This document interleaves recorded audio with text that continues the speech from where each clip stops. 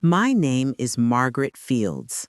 I'm 63 years old, and I live in a small, sun-faded house on the edge of Tulsa, Oklahoma. People think betrayal looks like lipstick on a collar, or a late-night phone call, or someone not coming home. For me, betrayal arrived as a number on a screen. A green bank app on my phone that used to make me feel secure. And then, one Tuesday morning, made me feel like the floor had dropped out from under my life. It was 7:12 a.m. Central Time when I opened my banking app. I remember the numbers because that's what I do when I'm anxious. I cling to details. The color of the mug in my hand, sky blue. The streak of sunlight on the counter, thin as a ribbon. The sound of the neighbor's truck starting up down the street in East Tulsa. And then there was the balance on my screen. $18.42. That was all. No comma, no comfort, no cushion between me and the world. Just $18.42. I blinked, thinking it was a glitch. The month before, that same screen had shown a number I was quietly proud of, the savings I'd scraped together from 39 years as a school secretary at Edison High School, plus what was left from my small pension, plus the little I'd managed not to spend on repairs and medicine and grand dreams that never happened. It wasn't a fortune, but it was supposed to be my safety, my hurricane fund, my broken hip fund, my if something happens, at least I won't be a burden fund. Have you ever had a moment like that, where one look at a screen changed how safe you felt in the world? If you have, you can tell me in the comments. You don't have to explain, just, yes, I know this feeling is enough. My hands started trembling. I tapped into the activity tab. Rows of transactions looked back at me. Transfers. Not one, not two, dozens.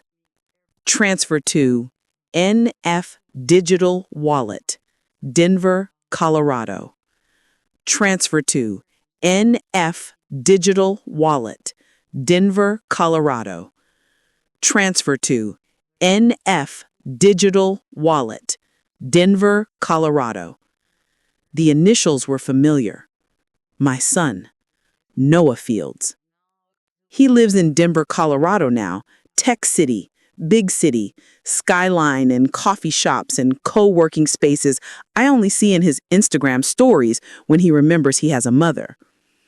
My thumb hovered over one transaction. $800, $1,200, $3,500. None of these had little question marks beside them. The bank believed they were authorized because technically they were. He had my login, my password, my trust, all the tools he needed to empty me, slowly, quietly, smiling as he did it. Let me go back for a moment so you understand what he meant to me. I had Noah when I was 24 in Oklahoma City, Oklahoma, before we moved east to Tulsa. His father left when Noah was 3, gone with the same suddenness as a summer storm, leaving nothing behind but a dent in the driveway where his beat-up Chevy used to sit. It was me and my boy against the world after that. People used to stop me in the aisles at Reese's supermarket and say, "He's so handsome," or "What a sweet boy." And he was. Noah had this way of smiling that made the edges of everything feel softer. A little dimple on the left cheek, not the right. Hazel eyes that crinkled when he laughed. When we moved to Tulsa, I took the job at Edison High School. I spent my days answering phones, filing papers, typing up attendance reports. I watched other people's children grow up on those hallways. Watch their parents come in for conferences, bake sales, football games. I was always the one behind the desk, But inside, I carried this one big, blazing identity. I was Noah's mother. Have you ever made someone your entire reason to keep waking up? If that strikes a chord, you can whisper it into the comments. It's a heavy way to live. Money was always tight. When you're a single mother in Oklahoma, living on a school salary and a few extra hours cleaning offices downtown, you learn to stretch everything. Leftovers, shoes, emotions. But I never wanted Noah to feel poor. When he was 13, he asked for a pair of sneakers he said everyone had, some brand that cost more than our electric bill. I told him no. He sulked for a week. Then came the field trip to Dallas, Texas in his junior year.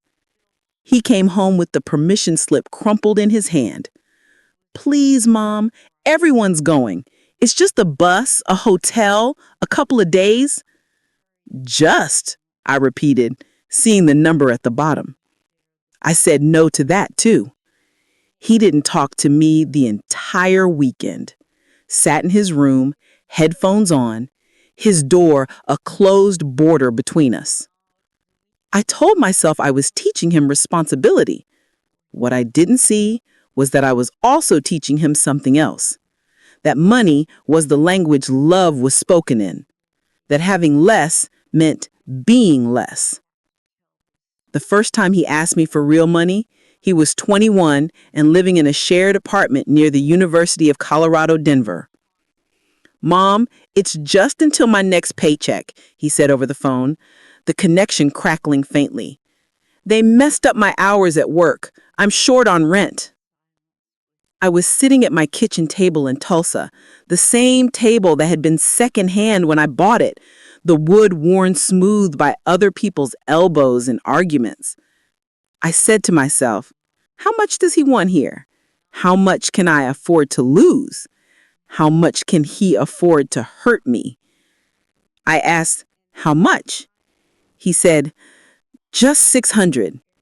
I remember thinking about my account then, not like I did this morning, but with the quiet mental math of someone who knows exactly how many days of groceries each dollar buys. I had $800 in savings at the time. I don't want to put you out, he added, and I could hear the practiced innocence in his tone. I'll pay you back next month, I promise. I wired it that afternoon. He never paid it back, but he called me a lifesaver and told me I was the best mom in the world. And part of me lived off that. Fast forward, life sped up. I turned 60. My knees started talking back to me every time I climbed the stairs at the high school. The district offered early retirement incentives, a little lump sum, a modest pension, a cake in the teacher's lounge with my name spelled wrong in blue frosting. I said yes. On my last day at Edison High School in Tulsa, Oklahoma, I stood in the empty office after everyone left and put my hand on the desk where I'd sat for nearly 4 decades. Now what? I whispered. The answer, at first, was, be careful, make this money last.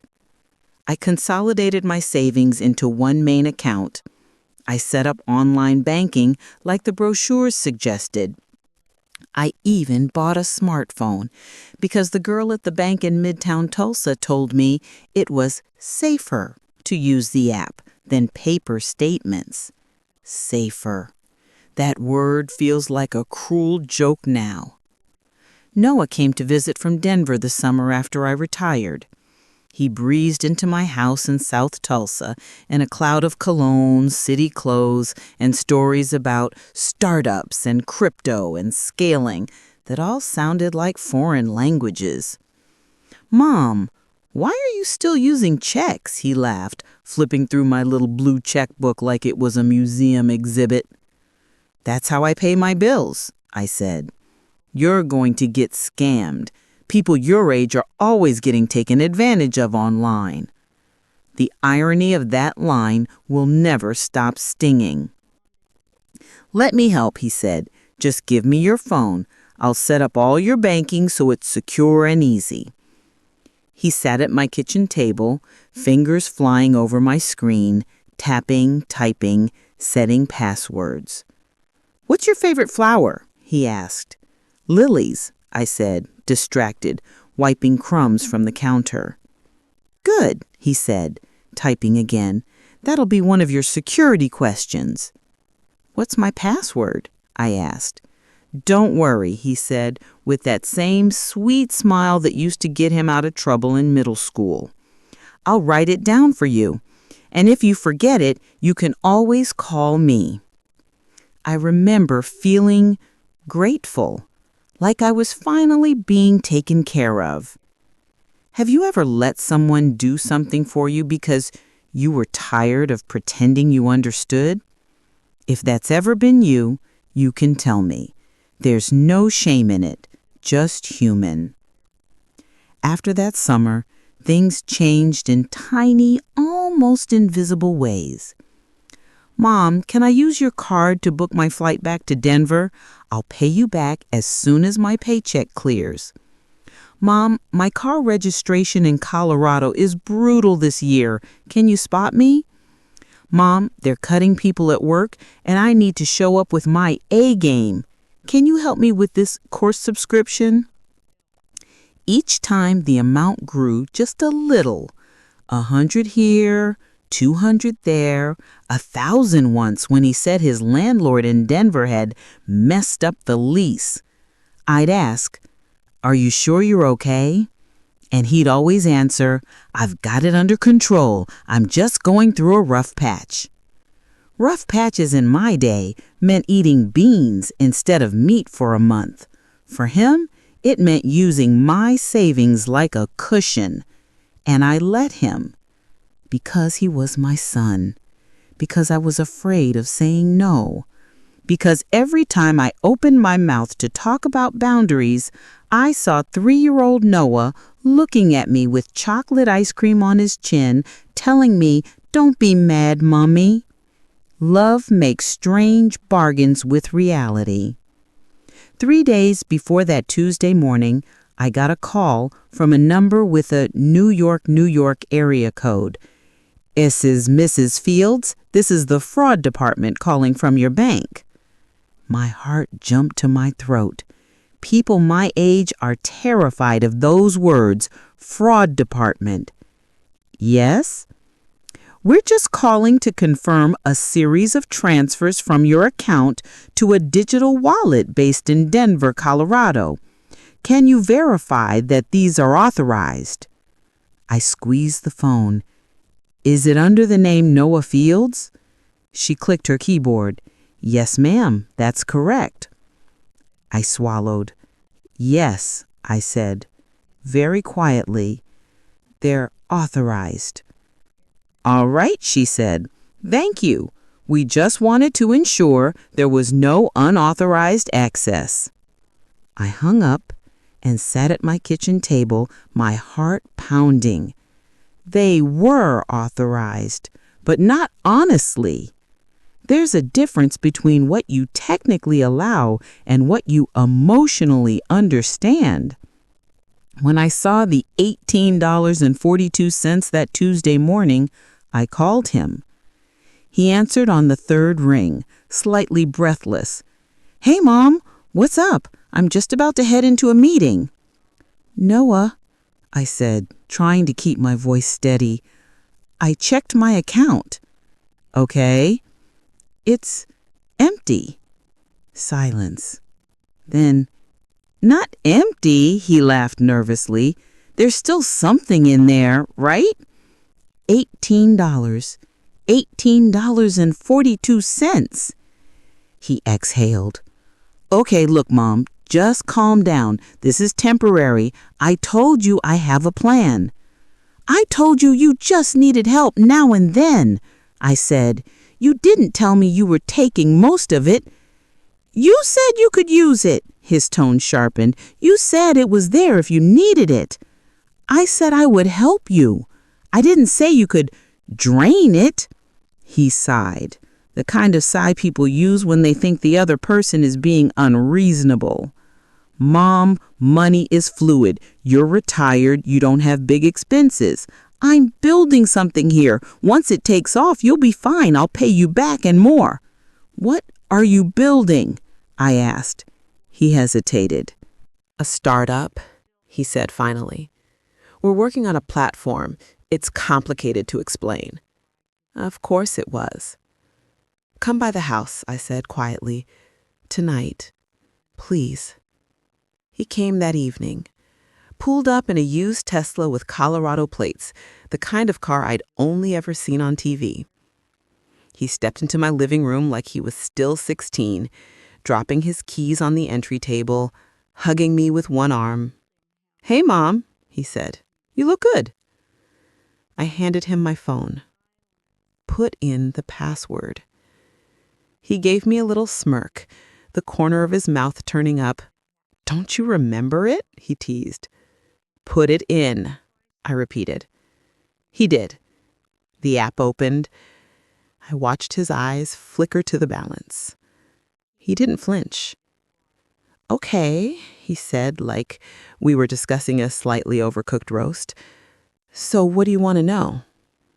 "I want to know how much you've taken. And I want to hear you tell me the truth while you look at me." He scrolled through the transactions lazily. "Over the last 2 years?" he asked. "Probably, I don't know, 20, 25,000, maybe a bit more. But Mom, I'm going to make that back." 38,000, I interrupted. "I added it up before you got here." He shrugged. "Okay, 38. See, you're good with numbers." I stared at him. "Noah," I whispered, "that was my entire safety net." He leaned back on the sofa, one ankle over his knee, as comfortable as if we were talking about a TV show we'd watched. "You're being dramatic," he said with a light laugh. "I told you, I'm building something. You're investing in your son." I didn't agree to invest. I agreed to help. He smiled wider. "Same difference." That smile, that's what did it. Not the transfers, not the numbers, not even the lies. It was the ease of it, the entitlement, the confidence that draining my account was not just acceptable, but almost clever. He looked at me like I should be proud. "Do you feel bad?" I asked quietly. "For what?" he said. "For leaving your mother with $18.42. He laughed again, a short, disbelieving sound. "Mom, stop making it sound so dramatic. You own the house, you get a pension, you're not on the street. I'm the one out here hustling in Denver trying to build a future. You're always saying you want me to have a better life, right? Well, this is how it happens." There it was. The story he told himself, laid out plain. That my savings were a resource he was entitled to. That my fear was overreaction. That my trust was disposable. Have you ever looked at someone you love and realized they're not even trying to see what they're doing to you? If that's ever happened to you, even in a different way, you can tell me in the comments. You're not alone. I sat down slowly in the armchair across from him. "I raised you," I said softly. "I said no to things so I could say yes to you. I went without so you could have at least enough. I worked Saturdays at the office so you could go on school trips, and even when you were ungrateful, I told myself, he's young. He'll understand one day." He rolled his eyes a little, the way he used to when he was 14. "Don't start with the martyr stuff, Mom. It's not martyr stuff, it's the truth. And now I'm looking at a man who took nearly $40,000 from his mother and doesn't look even a little bit sorry." He opened his mouth, then closed it. His jaw tightened. I told you I'm going to pay you back. What else do you want from me? I want you to care. I want you to see what you've done. I want you to look at that balance, at my $18.42, and feel something other than annoyance, that I'm questioning you. For a flicker of a moment, something moved in his eyes. Guilt? Shame? Then it was gone. He shrugged and gave me that same easy smile. Mom, you worry too much, he said, standing up and stretching like he'd just finished a casual conversation. We'll laugh about this in a few years when everything takes off and you're living in a condo in Miami Beach, okay? He leaned over and kissed the top of my head. I didn't move. In that moment, something inside me didn't just crack. It quietly broke. Because I realized the truth. My son did not accidentally hurt me. He knowingly used me, and he was comfortable doing it. The boy I had once rocked to sleep in a tiny apartment in Oklahoma City had grown into a man who could empty my bank account and smile while doing it. People think unraveling happens fast. A dramatic confrontation, a slammed door, a police report. A moment you can point to and say, there, that's when everything fell apart. But the truth is quieter. Unraveling happens in the in-between places, in mailboxes, in bank statements, in small decisions you wish you could rewind. For me, it began the morning after Noah left my house smiling, confident, believing he'd done nothing wrong. That smile haunted me because it meant he wasn't confused. He was comfortable. And that was the part that broke me the most. I woke up before the sun, unable to sleep. I sat at my kitchen table in South Tulsa, staring out at the peach gray sky. The number glowed in my head. $18.42. I opened the banking app again, hoping, I'm not sure for what.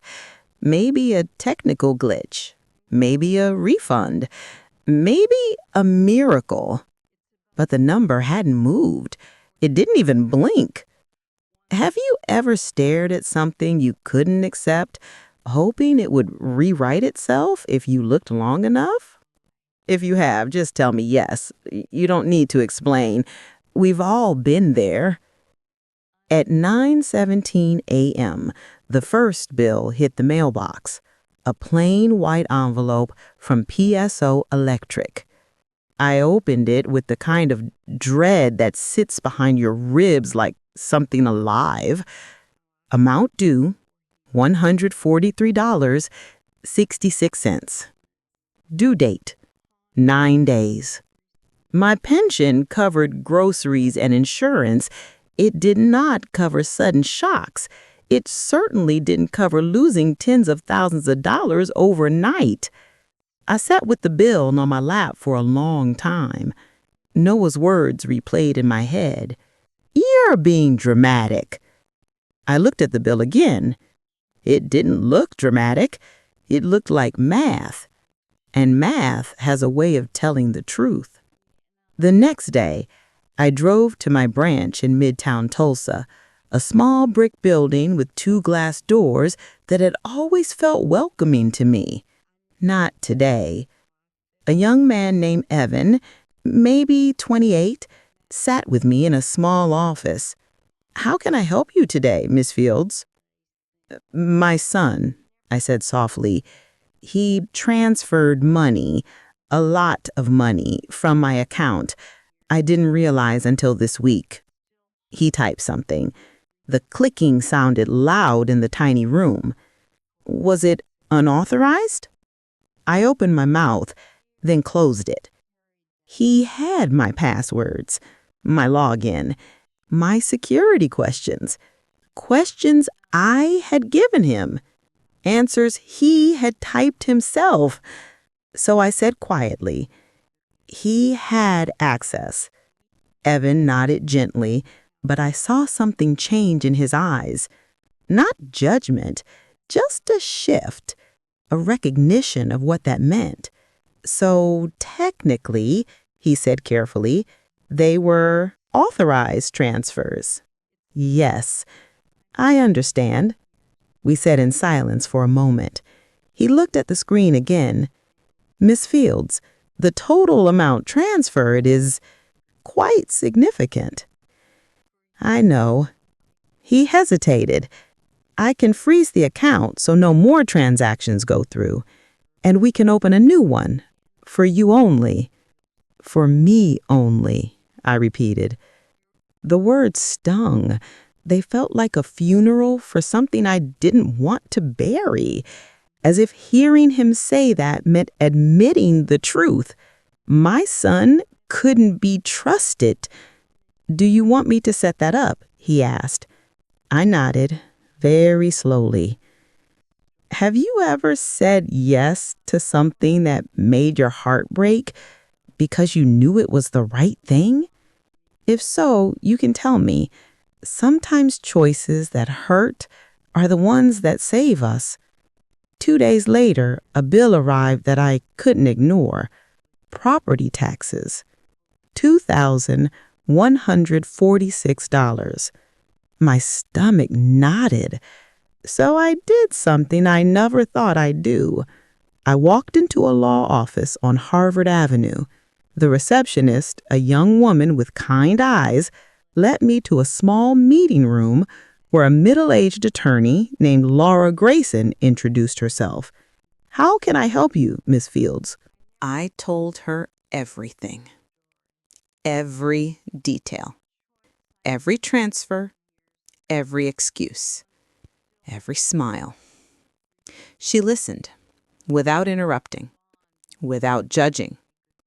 When I finished, she folded her hands. Margaret, you're not alone. I work with many seniors who experience something we call financial exploitation. Sometimes it's strangers. Sometimes it's family. Family. The word felt sharp now. What can I do? I whispered. She sighed. Well, legally, if you gave him your login, and he used it, and you didn't report it as fraudulent, it's difficult to recover the funds. I nodded. I already knew that. But, she added softly, you can protect yourself from this ever happening again. You can separate your finances. You can revoke his access. You can update your passwords, accounts, and legal documents. You can take back control. I stared down at my hands. They're all I have, I whispered. He's all I have. Margaret, she said gently, having only one person doesn't mean they're the right person to trust with everything. I didn't respond. Her words hurt, because they were true. She handed me a small folder. Take these home. Read them. These are steps to secure your financial future. You deserve to feel safe. Safe. That word again. A word I had not felt in days. That night, Noah FaceTimed me. I stared at the screen before answering.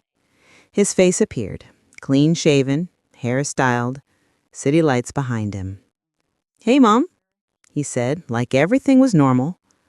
Noah, I whispered. His smile faded just slightly. You sound weird. Are you okay?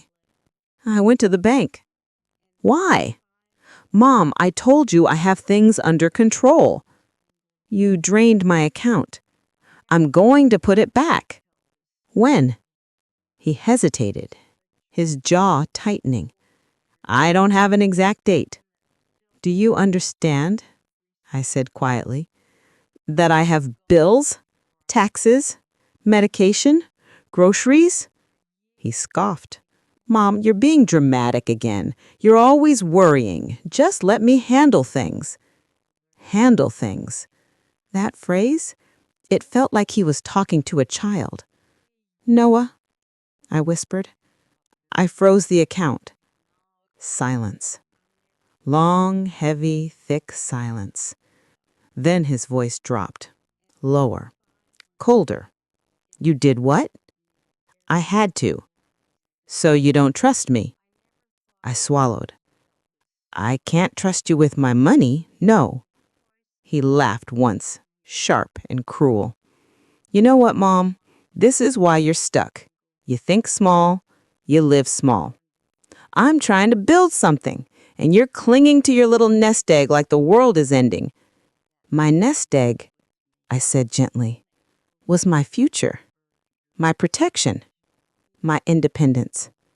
And you took it. His jaw clenched. I'm your son. Helping me helps you. One day you'll understand. I whispered, Noah, I already understand. That's why I'm scared. He shook his head and hung up. Just like that, as if I were a telemarketer he was done with. That night, my anxiety rose like a tide.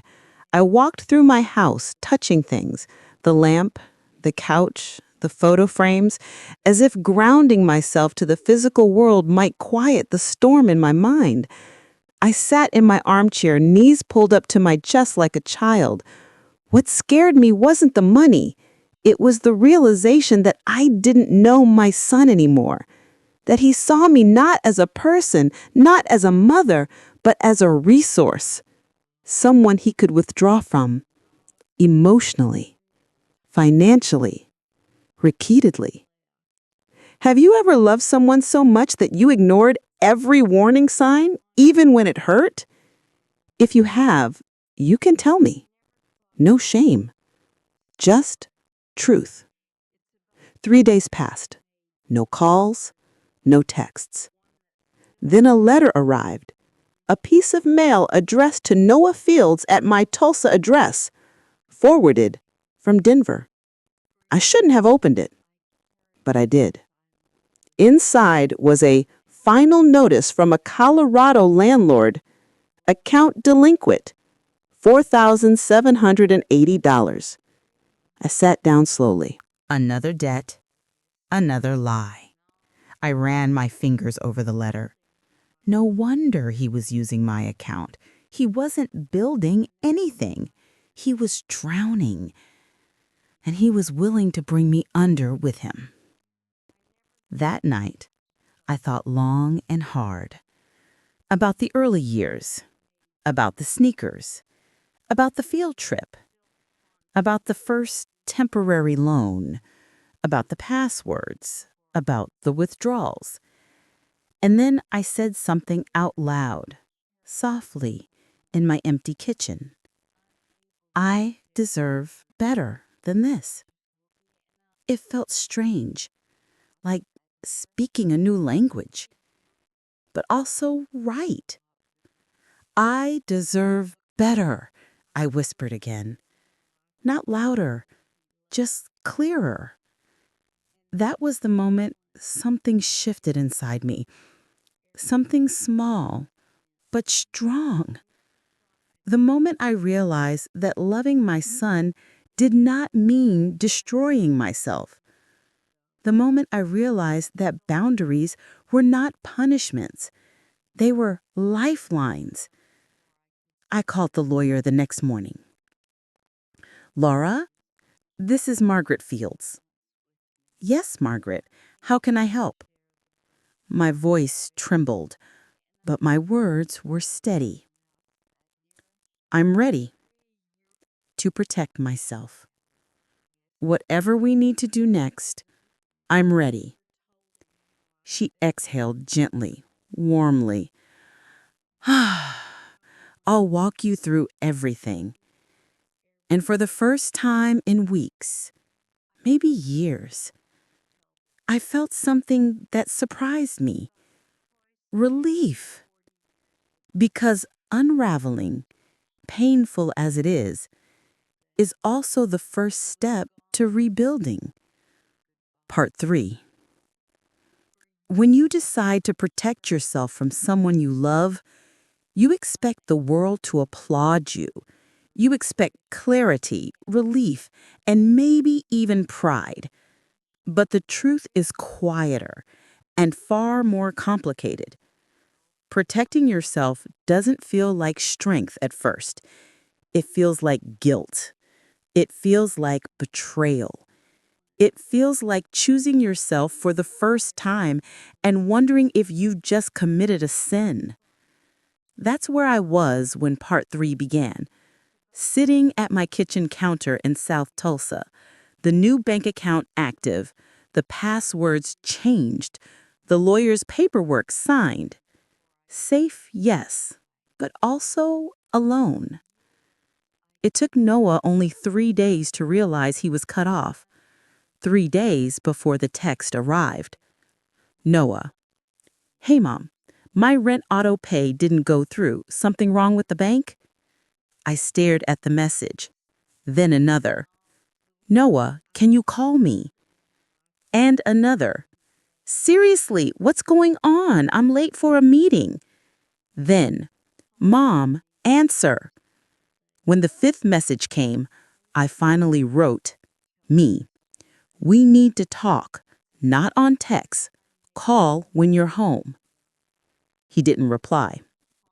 But 30 minutes later, my phone started buzzing. Noah, FaceTime. I let it ring once, twice, then I answered. His face filled the screen. Angry, confused, frantic. City lights behind him. Denver's skyline reflected in the window behind his shoulder. "Mom, what did you do?" I took a breath. "Noah, I protected myself." He eyes widened like I'd spoken a foreign language. "What? Protected yourself from what? From me?" he demanded. "Yes." He laughed. That same short, sharp laugh. "You're being paranoid. The bank must have messed something up." "It was me," I said gently. "I froze the accounts. I opened new ones. You no longer have access." His jaw tightened. "Why would you do that?" "Because you drained my savings, Noah," I whispered. "And you didn't even warn me." He scoffed. "Oh my God, Mom, are you seriously still on that? I told you this is temporary. You're acting crazy." Crazy. People use that word when they want to dismiss someone without addressing the truth. "Noah," I said softly, "I had $18 to my name." He blinked. "Okay, and you still have the house. You have your pension. You are not destitute. You're the one making this a big deal." I inhaled slowly, steadying myself. "I'm not asking you to fix it," I said. "I'm asking you to understand." He stared at me for a long moment. Then he said the quietest, coldest thing he ever said to me. "Mom, you're supposed to help me. That's what parents do." Something in me broke. Quietly, neatly, like a glass placed too close to the counter's edge. "Noah," I said, "helping does not mean sacrificing myself." He rolled his eyes. "You're making me out to be some villain." "I'm not doing that. I'm saying I can't let you take more. I can't survive it, Noah, emotionally or financially." His voice lowered, sharp as a blade. "So what? You're cutting me off? Is that it, after everything I've done for you?" I let a soft breath fall from my lips. "Yes," I whispered. "I'm cutting you off." His face twisted. "You're unbelievable," he snapped. "You know what? Fine, do whatever you want, but when things take off for me, don't expect anything from me. Don't expect me to come running." "I never asked you to run," I said softly. "I just needed you to stop taking." He hung up. Just like that. And for the first time in my life, I let him. The next week was quiet, in the way a storm is quiet after it passes. Heavy, cold, unsettled. I expected Noah to call back, to apologize, to yell, something. But he went silent. Not a word, not a text, not an angry voicemail. Just nothing. And silence from someone you love is its own kind of violence. I found myself checking my phone over and over again, even though I was afraid to hear from him and afraid of not hearing from him. One night, I sat at my kitchen table with a cup of tea I didn't drink and whispered into the empty room, "Did I do the right thing?" Because even when you protect yourself, the guilt of saying enough feels like grief. If you've ever had to set a boundary that broke your own heart, you can tell me. Just a small comment. You're not alone in that battle. It was a Thursday evening. I thought it was the mailman at first, or maybe a neighbor needing help with something. But when I opened the door, it was Noah, standing on my porch in Tulsa. He had driven 10.5 hours from Denver without telling me. His hair messy, his eyes tired, his clothes rumpled. For a moment, I felt the old instinct to rush forward, to fuss, to ask if he had eaten. But I didn't move. Neither did he. "Can I come in?" he asked stiffly. I stepped aside. He walked in like he was entering a courtroom. He sat on the sofa. I sat across from him. A long, heavy silence. Finally, he said, "You blindsided me." I nodded slowly. "I know it felt that way." "You trusted me," he accused. I blinked. He trusted me? "Noah," I said calmly, "I gave you access to everything I had. You took almost $40,000, and I trusted you." He flinched. "Barely." "You're making this bigger than it is," he muttered. "Noah," I said gently, "if anyone else had done this to me, a stranger, a friend, a neighbor, you'd call it stealing." He swallowed hard. "That's not fair," he said quietly. "You're my mom." "And I'm your son," I whispered. "And that's the part that hurts the most." He looked down, the first crack in his armor. I let the silence sit. I didn't fill it. I didn't mother him. I didn't comfort him. I let him feel it. Finally, he spoke. "I didn't think you needed it," he said softly. "You always made things work. You always figured it out." "I figured things out because I had to, not because I wasn't tired." He inhaled shakily. "I was drowning, Mom." "I know," I whispered. "And instead of telling me, you pulled me under with you." He closed his eyes. A long, painful pause. Then, "I didn't mean to hurt you." "I know," I said softly. "You meant to help yourself. And sometimes Those things can both be true. A tear slipped down his cheek. The first I'd seen from him since he was 15. "I'm not a bad person," he whispered. "No," I said gently. "You're a hurting person. And hurting people can do painful things." He wiped his face. "I don't know how to fix it." "You don't have to fix everything," I said. "But you do have to acknowledge what you did, and you do have to change." A long moment passed. "I'm scared," he whispered.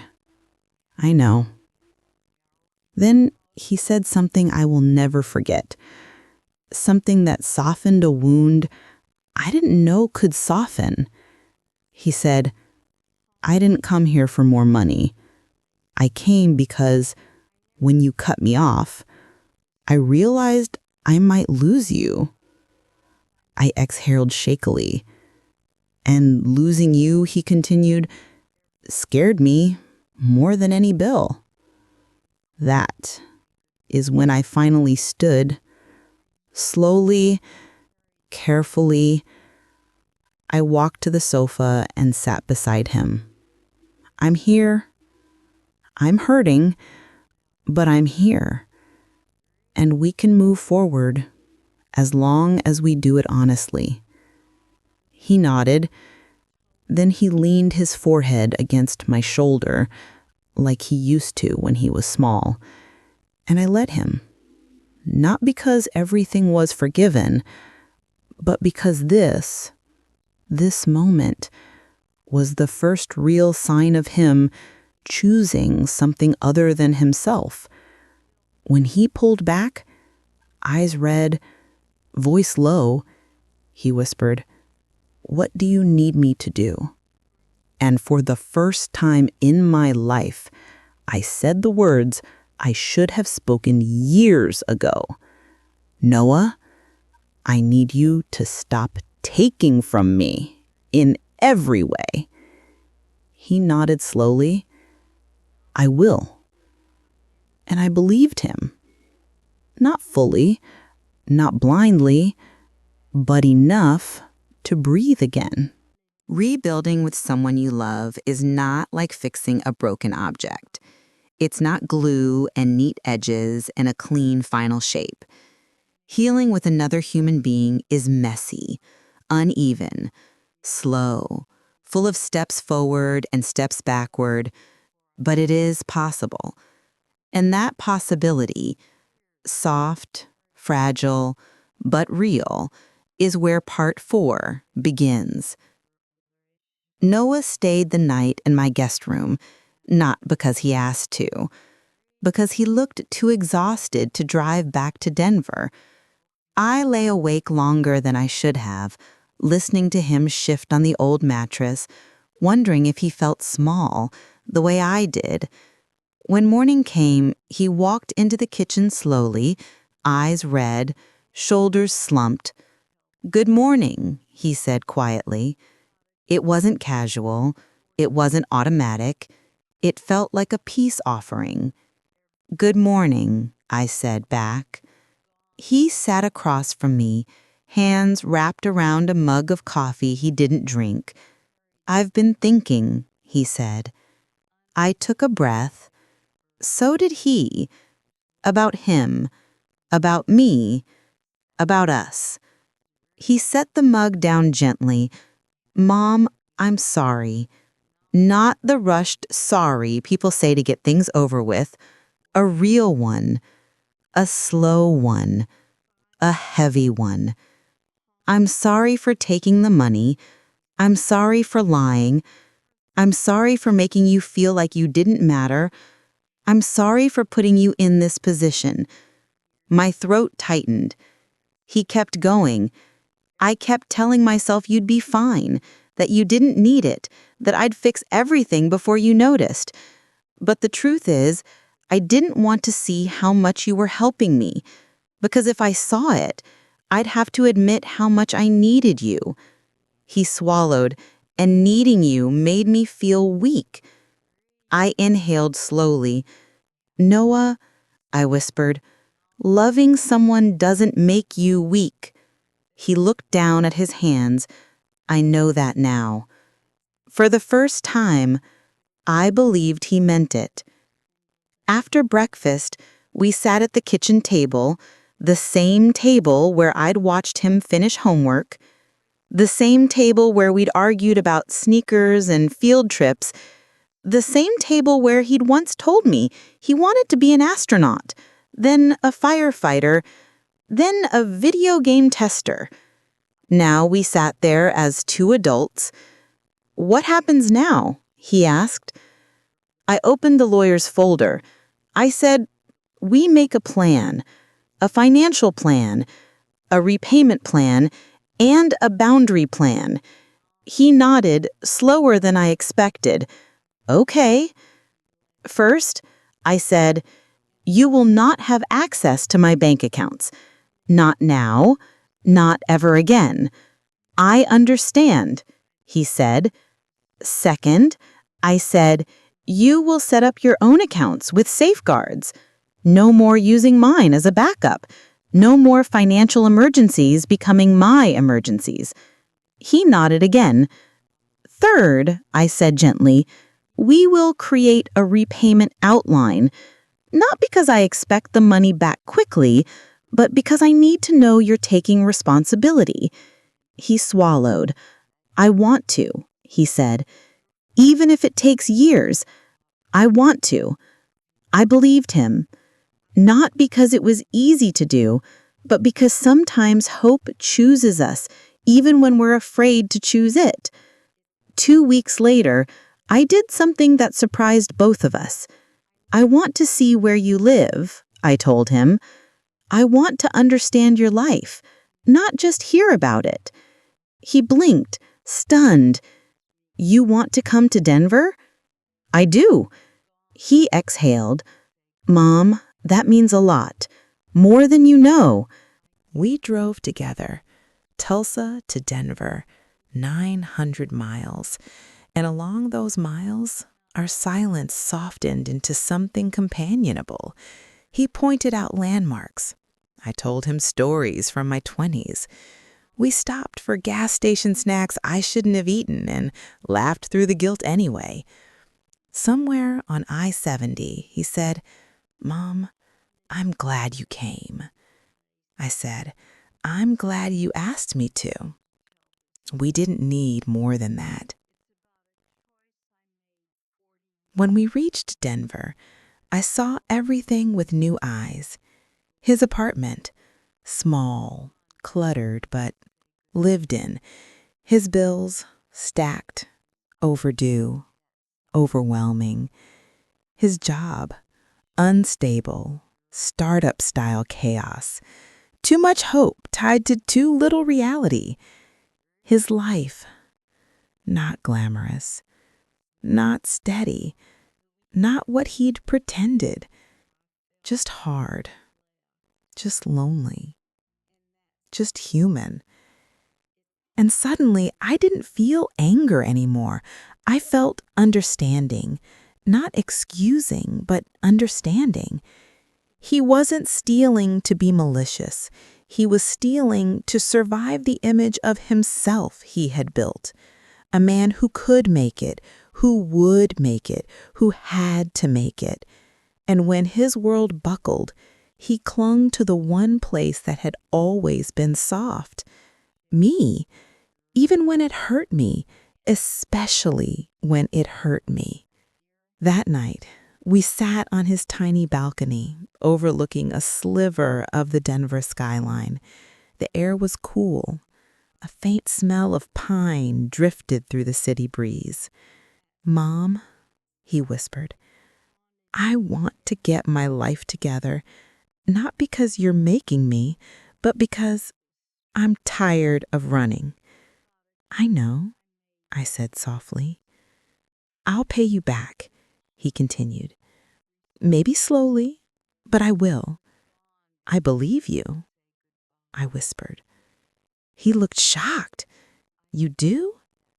"Yes." "Why?" I smiled gently. Because you finally see the weight of what happened. And because before you're my son, you're a human being trying to grow. And that's all I ever wanted. He leaned over and rested his head on my shoulder. I love you, Mom. My hand trembled as I touched his back. I love you too, Noah. But love is going to look different now. He nodded. I know, he whispered, and I'm ready. A week later, before I returned to Tulsa, we sat down one last time. Noah, I said, I want you in my life. Deeply, truly, but I need to feel safe with you. He nodded. You will be, he whispered. I'll earn that. And for once, I didn't doubt him. Not because he had suddenly become perfect, but because he had finally become honest. When I returned home, the number in my bank account was still small. My finances were still fragile. My trust was still healing, but something inside me had shifted. I no longer felt powerless, or ashamed, or alone. I felt grounded in myself, in my choices, in the quiet truth that boundaries can coexist with love. And slowly, in small ways, Noah showed up. A text every morning, a phone call every few days, a photo of his budget spreadsheet he'd made with a financial counselor, a screenshot of the first $50 he sent back to me. $50, a tiny repayment, but to me it felt like a door finally opening, not because of the money, but because of the effort. Healing had begun. If you're still here with me, thank you. Some stories take courage to tell. Some take courage to hear. My son drained my bank account. And for a while, he drained my spirit too. But sometimes the wound is what finally forces the truth to come out. Sometimes the boundary is what finally teaches someone how to love you right. And sometimes the people who hurt us the most are the ones who learn, slowly, painfully, beautifully, how to become safe again. Because here on True Life Stories, we don't just tell stories, we remember them. Subscribe, stay with us, and help the silence end one true story at a time.